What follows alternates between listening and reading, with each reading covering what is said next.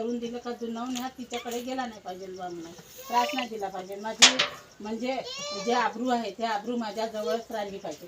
त्याच्यामुळे मग मी दुसरं लगेच त्याचं दुसरं करून दिलं हिला त्रास द्यायचा. तर हे होती पहिल्या आपल्या सेविकामध्ये होती मार्गामध्ये, म्हणजे पक्कीमध्ये होती भंडाऱ्याचे वय हे भंडाऱ्याचे वय. तर मग हे असं काऊन करते हे खूप त्रासून गेली होती. आई म्हणते मी कसं करू काय करू, ते तुझं तू पाच बस म्हटलं. तर परमात्मामध्ये आहे तुझं तू ते पाच बस, मला काही विचारू नको. आता माझ्या मनात काय आहे का नाही, तर मला आता जास्त संकट नको देऊ म्हटलं. माझा 25 वर्षाचा मुलगा एक तर मरून गेला, आता ह्या एका पोरावर माझी भिजता याला सांभाळणं तुझं काम आहे.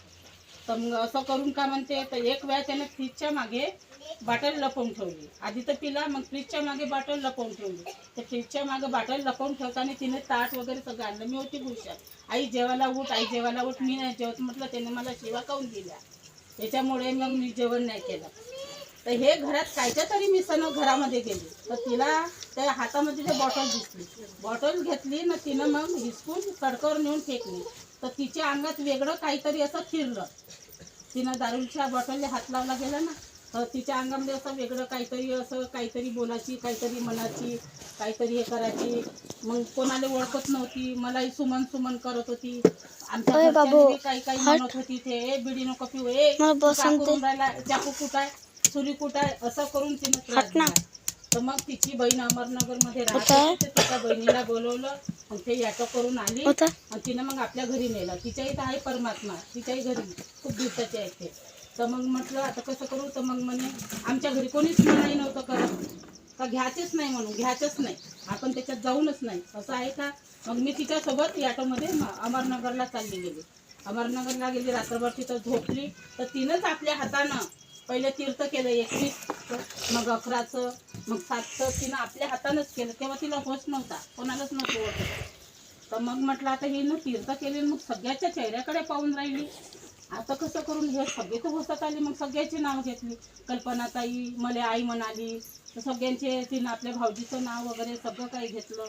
तर म्हटलं हे घोसात कशी आली इथं, तर इथं काय आहे बा त्याच्यामध्ये. तर मग तिची बहीण मग सांगायला लागली, म्हणे आई असं आहे म्हणे, याच्यामध्ये खूप छान शक्ती आहे म्हणे, तुमचा पोरगा सुधरू शकते म्हणे. तर मग घेता का. तर मग यांनी फोन करून आमच्या घरच्याले पण पोराला पण तिथं बोलवलं.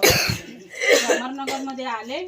मग ते हे म्हणे मी बकऱ्याच्या कोंडीत झोपी, आता डोंगराच्या कोट्यावर झोपीन गाई म्हशी, पण मी परमात्मामध्ये येत नाही आणि मी मरता गे मी दारू सोडत नाही. नको सोडा म्हटलं, तुम्हाला पोरगं प्यारी का मी प्यारी, मी पोराकडे झुकीन म्हटलं, तुमच्याकडे काही झुकणार नाही. तुमचं काय आज मेलं उद्या तिसरा रोज, उद्या माझा पोरगाच मला साथ देणार. तर मग तिथं गेली. तर बाबा म्हटलं आता काहीतरी मार्ग दाखवा, यांच्या अंगामध्ये काहीतरी शिरू द्या. हो म्हणत. तर मग त्यांच्याकडे गेलो. तर तू असं म्हटलं शीतल बाबा माझ्याकडे पहा, आता तुम्ही दारूकडे नको पहा, माझ्याकडे पहा. तर त्याच्या तोंडातून होच निघून गेलं. मग त्यानं सगळे काकाजीकडे नेलं. मग त्यानं सगळ्याचं होमच झालं. तर मग तो मार्गात आली. तेव्हापासून आमच्या दोघाही पोरांनी ना मुलाच्या बापाने काही हात नाही लावला. आणि त्याच्यापासून मनावर घेतलं, तेव्हापासून दारूकडे पाहिलंच नाही. एवढं माझं बोलून 2 शब्द मी वापरून घेतो. नमस्कार.